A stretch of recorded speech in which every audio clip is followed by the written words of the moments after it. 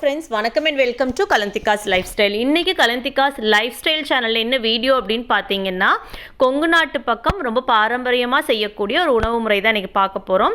அது என்ன ரெசிபி அப்படின்னா சந்தகை. சந்தகையும் இடியாப்பமும் பார்க்குறதுக்கு ஒரே மாதிரி இருந்தாலும் மொத்தமாக அதனுடைய ப்ரிப்ரேஷன் மெத்தட் பார்த்தீங்கன்னா ஃபுல் அண்ட் ஃபுல் டிஃப்ரெண்ட் தான். இடியாப்பம் வந்து பச்சரிசி யூஸ் பண்ணி செய்கிறோம்.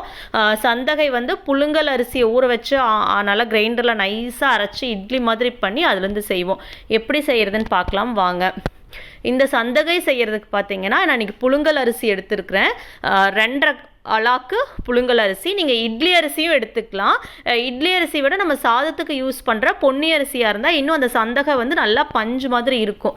அதனால் நான் 2.5 ஆளாக்கு பொன்னி அரிசி எடுத்துருக்கிறேன். இதை ஊற வைக்கிற நேரம் பார்த்திங்கன்னா நம்ம எப்படி இட்லி தோசைக்கு வந்து 3-4 மணி நேரம் ஊற வைப்போமோ அதே மாதிரி தான். நல்லா சுத்தமாக 2-3 முறை கழுவிட்டு இதை வந்து ஒரு 4 மணி நேரம் நீங்கள் ஊற வச்சுக்கோங்க. இட்லி அரிசியிலையும் தாராளமாக செய்யலாம். டேஸ்ட் டிஃப்ரென்ஸ்லாம் எதுவும் வராது. ஆனால் கொஞ்சம் அந்த டிஃப்ரென்ஸ் வந்து அந்த சாஃப்ட்னஸ் வந்து கண்டிப்பாக வித்தியாசம் இருக்கும். இதை செய்யறதுலையுமே பார்த்தீங்கன்னா ஒவ்வொருத்தரும் ஒவ்வொரு முறையை பயன்படுத்துவாங்க. 4 மணி நேரம் தண்ணி நல்லா தண்ணியில் ஊறினதுக்கப்புறம் தண்ணியை சுத்தமாக வடிச்சிருங்க. வடிச்சிட்டு நம்ம எப்படி இட்லிக்கு வந்து கிரைண்டரில் வந்து மாவு நைஸாக அரைப்போமோ அதே மாதிரி தான் இந்த அரிசியும் வந்து நம்ம கிரைண்டரில் போட்டு அரைச்சிக்கலாம். ஒரு சிலர் வந்து அரைக்கிறப்பவே கூட தேங்காய் ஒரு மூடி சேர்த்து அரைப்பாங்க. அது இன்னும் சாஃப்ட்னஸாக இருக்கும் கொடுக்கறதுக்காக. ரொம்ப நேரம் அந்த சந்தகை வச்சுருந்தாலுமே பஞ்சு மாதிரி இருக்கிறதுக்காக தேங்காய் சேர்த்து அரைப்பாங்க. இல்லாட்டியும் தப்பில்லை, நம்ம தேங்காய் கண்டிப்பாக போடணுங்கிற அவசியம் இல்லை. கொஞ்சமாக உப்பு மட்டும் அந்த மாவுக்கு வந்து ரொம்ப உப்பு கரிக்கக்கூடாது. ஆனால் அந்த மாவுக்கு லைட்டாக உப்பு சேர்த்து நீங்கள் அரைச்சிருங்க. முறுக்குக்கு நல்லா அரைக்கிற மாதிரி நைஸாக அரைச்சிருங்க. கம்மியான குவான்டிட்டியில் ஊற வைக்கிறப்ப நம்ம மிக்சியில் அரைக்கலாம், அரைக்கக்கூடாதுன்னு இல்லை. பட் கிரைண்டரில் அரைக்கிறப்போ நல்லாயிருக்கும். மாவு கொஞ்சம் நல்லா வலுவல்னு இருக்கிற மாதிரி இருக்கும் நைஸாக அரைக்கிறப்போ. இதுக்கப்புறம் இட்லி தட்டில் எப்படி நம்ம இட்லி ஊற்றி வேக வைப்போமோ ஆவியில், அதே மாதிரி இட்லி தட்டில் ஊற்றி வேக வச்சுருங்க.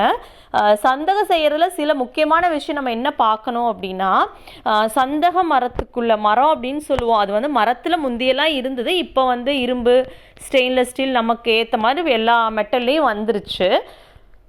சந்தக மரத்தில் வந்து நம்ம சூடாக உள்ளே போட்டு அழுத்தினா தான் புளியறதுக்கு ரொம்ப ஈஸியாக இருக்கும். சந்தகையும் நல்லாயிருக்கும். அதனால் எப்போவுமே என்ன பண்ணுவாங்க அப்படின்னு பார்த்தீங்கன்னா, இட்லியெல்லாம் அந்த இட்லியாக ஊற்றி வைக்கிறதெல்லாம் ஒரே ஈடாக வந்து நிறையா ஊற்றி வச்சுருவாங்க. மொத்தமாக நல்லா சூடாக இட்லி தட்டிலேருந்து அப்படியே எடுத்து உள்ளே போட்டு ப்ரெஸ் பண்ணுவாங்க. அப்போ தான் பார்த்தீங்கன்னா உங்களுக்கு புளியறதுக்கும் டைட்டாக இருக்காது, ரொம்ப ஈஸியாக இருக்கும். அந்த சந்தகையும் நல்லாயிருக்கும். ஆறிடுச்சுன்னா அரிசி வந்து ரொம்ப கல் மாதிரி இறுகிடும் உங்களுக்கு. வெறும் அரிசி, ஏன்னா நம்ம அதில் உளுந்தெல்லாம் சேர்க்கறது இல்லை. ஸோ இந்த மாதிரி இடியாப்பம் இல்லை சந்தகை, அதாவது ஒவ்வொரு ஊர் பக்கம் ஒரு மாதிரி சொல்கிறாங்க. பட் ரெசிபி ப்ரிப்ரேஷன் மெத்தடு ஃபுல்லாக டிஃப்ரெண்ட் தான். நீங்கள் நல்லா உள்ளே போட்டு ப்ரெஸ் பண்ணிங்கன்னா அந்த சந்தக மரத்தில் கீழே பார்த்தீங்கன்னா இந்த மாதிரி நெருக்கமாக சின்ன சின்ன ஓட்டை இருக்கிற நம்ம அந்த ஓமப்பொடியெல்லாம் செய்கிறோம் இல்லையா, அந்த மாதிரி தான்.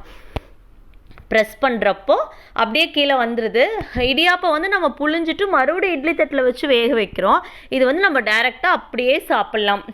இதுக்கு மெயின் காம்பினேஷன் என்ன அப்படின்னு பார்த்தீங்கன்னா தேங்காய் பால். தேங்காய் பால் தான் சந்தகைக்கு ஃபஸ்ட்டு ஸ்வீட். அதுதான் கூட வந்து நாட்டு சர்க்கரை, ஏலக்காய் இதெல்லாம் போட்டு தேங்காய் பால் வந்து சூடு பண்ணி அந்த சந்தகையோடு சேர்த்து சாப்பிடுவோம். எங்கள் ஊர் பக்கம் பார்த்திங்கன்னா கல்யாணம் ஆகி பொண்ணு மாப்பிள்ளை வந்து ஃபஸ்ட்டு டே வந்து கல்யாண மண்டபத்துலேருந்து நைட்டு வீட்டுக்கு வந்தோடனே கொடுக்கக்கூடிய உணவே பார்த்திங்கன்னா இந்த சந்தகை தான் தருவாங்க. பட் அதுக்கு பின்னாடி என்ன ரீசன்னு தெரியாது. ஸோ இந்த சந்தகை வந்து அவ்வளோ பாரம்பரியமான ஒரு உணவு. இது வந்து நிறையா இப்போ வந்து வெரைட்டியாக நம்மளும் டேஸ்ட்டுக்கு ஏற்ற மாதிரி நிறைய வெரைட்டியில் வந்து பண்ணிக்கிறோம். இப்போ இதை வந்து தாளிக்கலாம், லெமன் போட்டு தாளிக்கலாம். அதுக்கப்புறம் தக்காளி வெங்காயம்லாம் சேர்த்து தாளிக்கலாம். அதுக்கப்புறம் எக்கெல்லாம் போட்டு மசாலா போட்டு எக் சேவை அப்படின்னு தாளிக்கிறாங்க. ஸோ வெரைட்டியாக மசாலா சேவை, மல்லி சேவை. ஸோ இப்போ நம்ம எல்லா மசாலாவும் நம்ம ஆட் பண்ணி எல்லா மெத்தடும் ட்ரை பண்ணி பார்த்துக்குறோம். பட் இதுக்கு வந்து தேங்காய் பால், நாட்டு சர்க்கரை போட்டு சாப்பிட்டா தான் அவ்வளோ சூப்பராக இருக்கும்.